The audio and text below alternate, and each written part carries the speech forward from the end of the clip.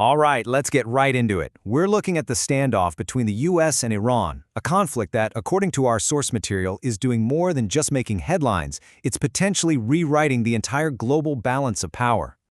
You know, for the longest time, there was this acronym floating around to describe President Trump's foreign policy moves, TACO. It stood for Trump Always Chickens Out. The thinking was, he'd make these big, bold threats, talk tough, but when it came down to it, he'd always pull back from a real fight. Well, the analysis we're digging into today argues that we've moved past that. We're in a totally new phase, one that's being called TAFU. And this shift, well, it really gets to the heart of the argument, that this situation has gone way beyond bluffs and has turned into a massive strategic mess.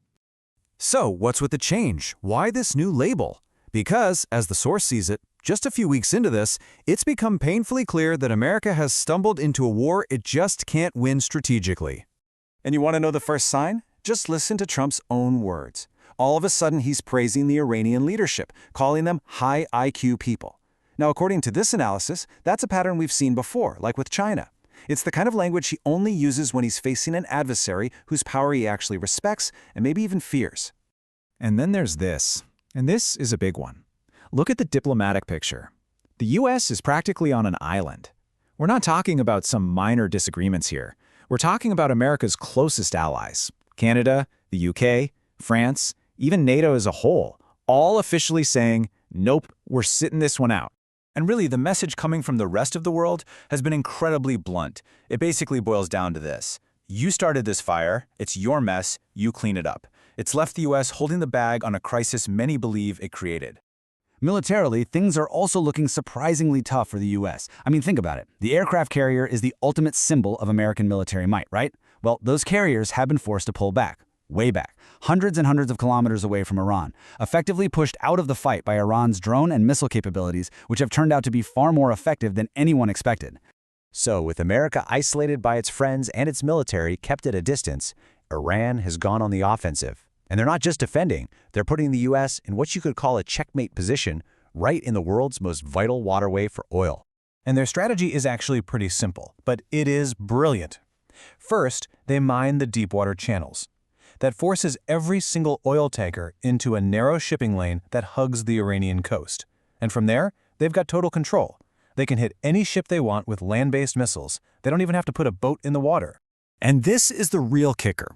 Iran has issued an ultimatum. They're saying the Strait of Hormuz stays closed not just until the fighting stops, but until they get a lasting settlement. So even if a ceasefire is called tomorrow, that chokehold on the global economy remains until their long-term demands are met. It's an incredible power play. You can just feel the confidence growing in Tehran. Their military is now openly mocking President Trump, putting out statements basically saying, hey, this war won't be won with tweets. It's going to be decided out here on the real battlefield. Now, of course, a conflict this huge doesn't just stay in one place. It's acting like a spark in a powder keg, setting off all sorts of other fires and creating chaos all across the Middle East. And in the middle of all this chaos, we have one of the strangest subplots imaginable, the sudden and mysterious disappearance of the Israeli Prime Minister. Just look at this timeline. He vanishes. Rumors fly that he's dead. Then an official video pops up showing him in a cafe, supposedly to prove he's fine. But then, and this is wild, within hours, the internet is flooded with incredibly realistic, AI-generated deepfakes of other world leaders in that exact same cafe. In an instant, nobody knows what's real anymore. The information war went nuclear. And while all this is going on, the human toll is just staggering. As the conflict widens with Israel's campaign against Hezbollah, more than 1 million people in Lebanon have been forced to flee their homes. 1 million people. The economic fallout is looking just as grim. A Goldman Sachs report projects an absolute catastrophe for the neighboring Gulf countries if this drags on. We're talking about countries like Qatar and Kuwait potentially seeing their GDP shrink by a jaw-dropping 14%. So finally, the analysis argues that to really understand what's happening, we have to zoom all the way out and look at the biggest picture of all, the possibility that we are witnessing a fundamental change in the entire world order. And the biggest sign of that shift?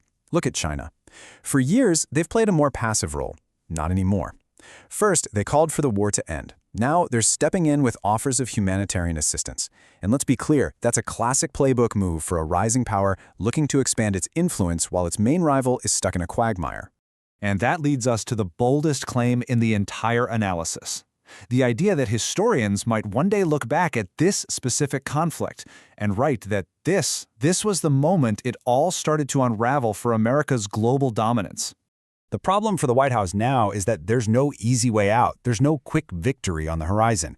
Instead, the U.S. is facing the nightmare scenario of getting bogged down in another long, messy, unwinnable war, haunted by the ghosts of Vietnam and Afghanistan. Which leaves us with one massive, lingering question. If the U.S. is truly bogged down, and if its allies are all taking a step back, who fills that power vacuum? In the most volatile and critical region on the planet, what happens next?